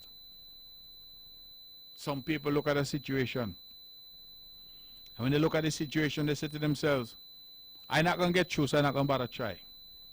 Well, you know what? You've already failed because you didn't try. You might be surprised that if you try, you get through. And that is the nature of things. That is the nature of life. It is all part of taking advantage of opportunities that present themselves. And so again, I invite our people. Surrey is hiring. Make the time. Show the interest. And get employment. Some of you who have come out of 4 seasons, who are off for the next 2.5 months, I said to you, I encourage you to do that. They say you can take your information to the Labor Department, and the Labor Department will ensure that Surrey gets that information. The work is going to start, I'm told, in about a week. So get ready. Let's go back to the phones. You have about 7 minutes left. Good evening. You're on the mark. Mark, good night. How are you? I'm fine, thank you. What everybody can do, so what else what everybody else can do? But I'm not, in no country can everybody do one thing. But if there's an opportunity on the road, people should grab it. Those who can, particularly those who are in the area. There's an opportunity now down at 4 Seasons with the construction. Those who can should grab that. And wherever else possible that people can grab something, grab that. My point is that where there are opportunities, people should try to grab those opportunities rather than sitting back and allowing those opportunities to go a-begging or go to others who are more aggressive and who are more interested in seeking them. I made a point the other day, and maybe it was not an elegant point, but I made it nevertheless, that I see people come here from the Dominican Republic, some of whom can barely speak English, but when you look, they have 2 and 3 jobs. You have people born and raised here who speak perfect English and tell you they can't find a job. So how come they can't find one, but somebody who don't speak English could find 3? And it is part of my continued effort to say to our people, try and grasp opportunity. Not because the road can't hire everybody, we understand that. But maybe they could hire 20. And if they hire 20, that's 20 more than was hired before. And maybe the other project could hire 40, and that's 40 more than was hired before. But if people sit back and say, I'm not going to try, then neither that 20 nor that 40 gets hired. And that is the point that I'm trying to make. So what else did they do other than roads? Well, I just answered you. I said we have a massive construction going on at 4 Seasons. We have the road project that is now starting. The private sector has responded, and they're taking who they can, because remember, these are temporary situations, because people are expected to go back to a brand new hotel at 4 Seasons on the 16th of September. So what we're trying to do is to work out these 2.5 month period to see how we can alleviate the strain on people. That is what is happening. This is not a permanent situation. This is a temporary situation that we're trying to resolve. Mark, what's in the foresight for projects and things going on in the country? Not what all other than 4 Seasons, not necessarily. Caller Univision. Barn and bread. Have you been listening? All the time. Okay. So if you've been listening, you know that we've been talking about other projects that are scheduled. We've been talking about the Wyndham project. Would they been in the pipeline for the longest while? Well, I wouldn't agree with you, because the Wyndham project, we only signed the agreement in December last year. So I don't think that it is true to say that that has been the pipeline all the time. All the time, man. All Well, the time. well, if December last year to now, which is 6 months, is all the time, then I can't argue with you. So if 6 months is all the time in your view for a major project like the Wyndham, then what can I say to you? Because I know that I was the one who signed that agreement, and it was done in December of 2018. So that is a significant project which we hope we can get off the ground this year. Would it be benefiting the locals? Well, of course it would benefit the locals. It would benefit us in terms of construction. It would benefit us in terms of work after construction. Just as the Four Seasons has benefited, I think any hotel project that comes will benefit as well. Any major project that comes in terms of construction will benefit. There are jobs created during construction. There's sales and activities that is created. TDC Hospitals, all of them, make some sales. So that is the nature of things in terms of development. It goes. And when it happens, I think we get the benefits in terms of employment and the taxes that flow from that and the business activity that flows from that as well. I mean, all I want to do is see something going on other than Four Seasons so that I don't have to be catching the boat again every day to go sink it to look work. Well, caller, but you catch a boat, go Sinkers to look work. People from Sinkers catch a boat and come Nevis to look work. If you choose to work in Sinkers, then that is your choice. You're working in your country. So what is the objection to working anywhere you want to work in your country? That's the point I'm trying to make. It is your country. And just as you choose to catch a boat to go Sinkers, people from Sinkers choose to catch a boat and come to Nevis. So let us start to see things in a different way. And let us start to see our country in a holistic way and to seize opportunities wherever we find them. Caller, regrettably, you've called at the 11th hour and the band has struck up. Yes, so boss, I just want to, just push in a little note here. I like to see things going. It's a part of progress. So, congrats. Okay. I just had a few questions to ask. All right. Thank you. Thank you very much. I'm sorry we couldn't continue the conversation, but it's 10 o'clock, and that means we have to go. Thank you very much for your call. Very interesting conversation, and I hope at some point that we can continue that conversation, possibly next Wednesday, if God is so good to us that we are here and are able to have the show next Wednesday. Thank you, ladies and gentlemen. It's been a good show. Not that many calls, but I think I had a good opportunity to talk and to engage with you. And even though some of you may not have called, I believe people have been listening, and I'm very grateful for that. This has been another edition of On the Mark. We are grateful for those who called. We are grateful for those who have listened. We are grateful for those who continue to be a part of this show. Just a reminder that the CCM-led Nevis Island Administration hopes to be in New York for a town hall meeting on the 5th of July. And we will have details, more details on that, Friday the 5th of July. And then on the 6th of July, Saturday, the Hearts and Hands are having their annual picnic at Cunningham Park. And then, of course, on that same day, the Nevis Association of South Florida is also having their picnic and family fun day. And they're going to have that right there in Hollywood, Florida. We have made the announcements. This show is going to be rebroadcast tomorrow at 1 p.m. And some say it is so nice they listen twice. And that being the case, we wish you good night, God's blessings, and may you have a wonderful night, a safe and enjoyable music festival. And we look forward to being back here with you next Wednesday on another edition of On the Mark, straight talk across the Narrows. Good night, and God bless you.